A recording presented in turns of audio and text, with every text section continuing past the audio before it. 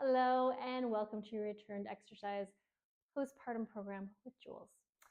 I'm Jules.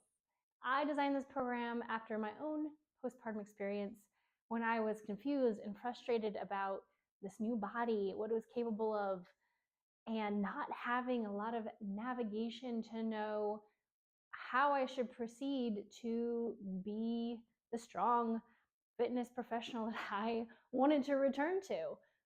And knowing that I do have an extensive background in fitness, and then still feeling this struggle postpartum made me realize how needed it was to have that additional guidance for others who are going through a similar experience as I was.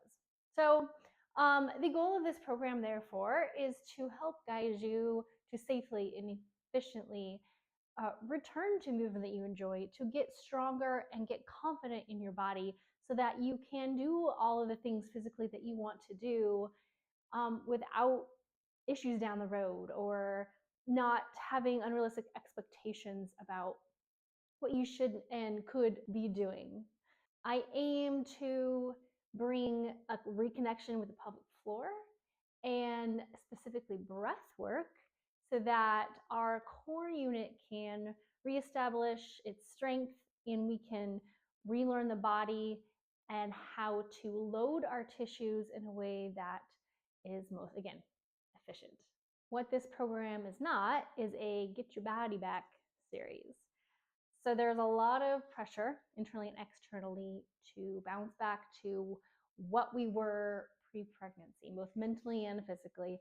And it's not very realistic because we are different. We have changed, and that's okay. But realizing and noticing hormones are different, joints are different, muscles are different.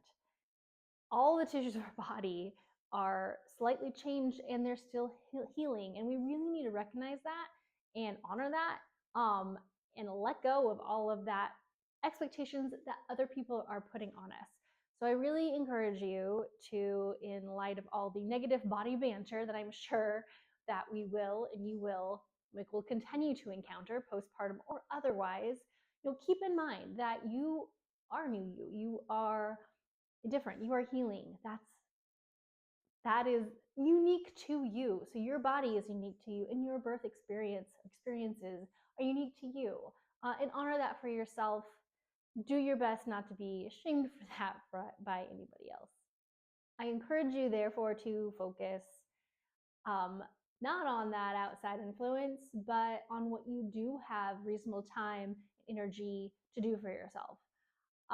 Weight, body shape, and size are not controllable factors, but our habits and our mindset are. So those are things that we can put hopefully positive energy towards to make happy, healthy changes for ourselves. Along these same lines, I do not wish this or any other program, activity, exercise that you do to be a struggle. I don't want you to dread it. I don't want you to be feeling like you have to be doing this. It doesn't have to be that you're stoked to have to come to the mat to get the work done. But once you've done it, once you've gone through it, daily, weekly, I hope overall it's a positive experience for you. And if it is not, I hope that you may reframe what it is you're trying to get out of activity and movement, whether it's this strength program or other. Are you doing movement that you really enjoy? Are you doing too much of it? Are you maybe having unrealistic expectations, like I mentioned before, about your body changes or other things that you should be doing? Is that shoulda, coulda in the background? Or are you really being honest about what your body needs now and what feels good for it? That little bit of a reframe, if this is feeling like you are struggling to get down on the mat to do the work, or whatever it is that you are putting on your bucket list to do for exercise, I really hope that we can, again, make this a positive experience for you. And the biggest benefit of this postpartum exercise is not just that strength and confidence, but also that feel-good endorphin rush that you get from just getting out and doing it. So that should be your immediate motivation, I hope. in the long run, again, strength, confidence in your body's abilities, and all along the way, we are, getting the other physical benefits in the background of our heart, our joints, our muscles, our tissues are all, our lungs, all getting healthier and stronger. Yay. All good things. It does need to be said that please make sure you are cleared for exercise by your doctor before you engage in this or any other exercise program. Outside of walking, stretching, doing your daily house kid tasks, which are going to happen, anything that takes that extra step physically on your body, definitely need to have that clearance. And normally this happens around the 6 to 8 week postpartum mark, but it might be later depending on your situation.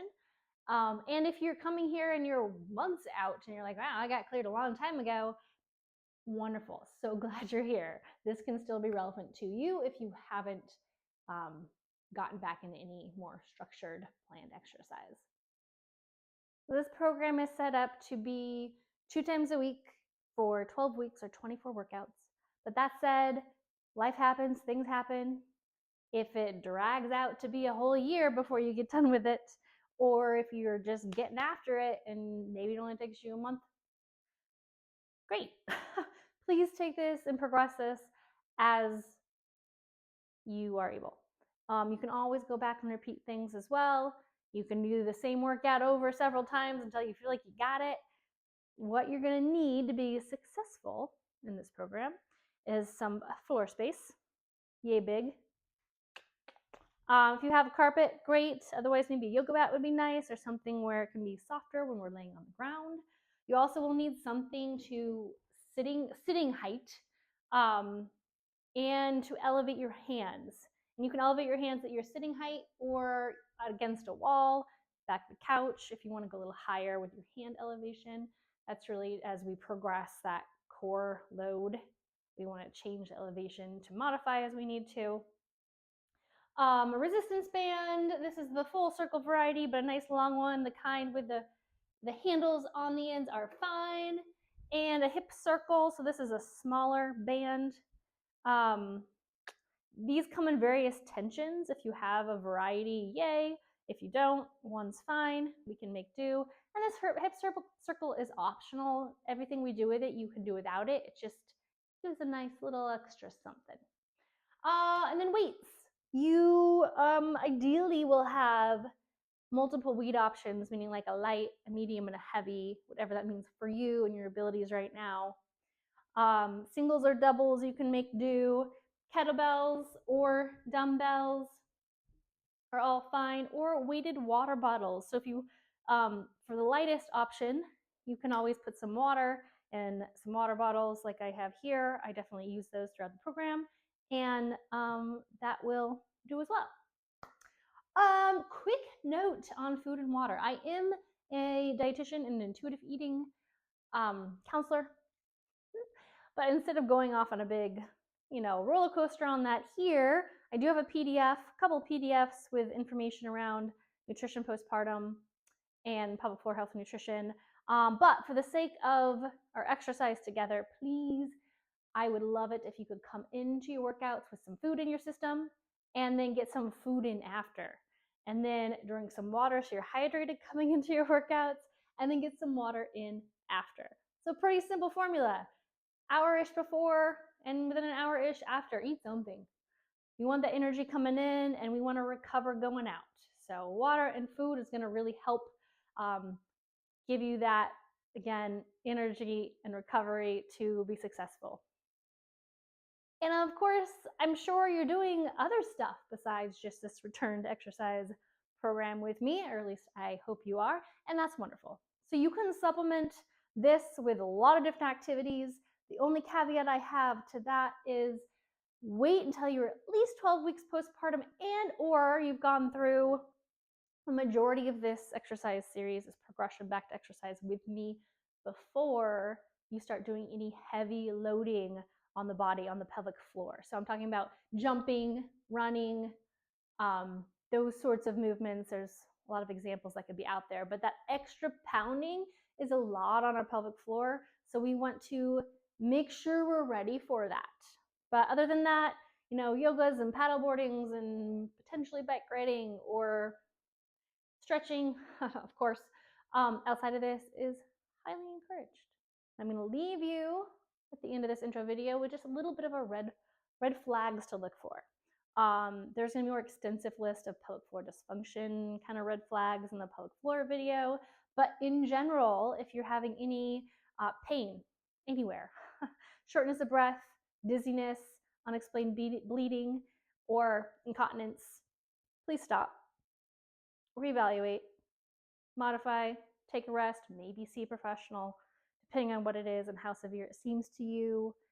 Do that for yourself. That's not just a disclaimer for me, but really listen to your body. It's a lot of what this is about postpartum, listening to your body. How's it responding? How does it feel? Be intuitive about it, please. All right. Awesome. Thank you so much for watching, and I will see you soon for day 1.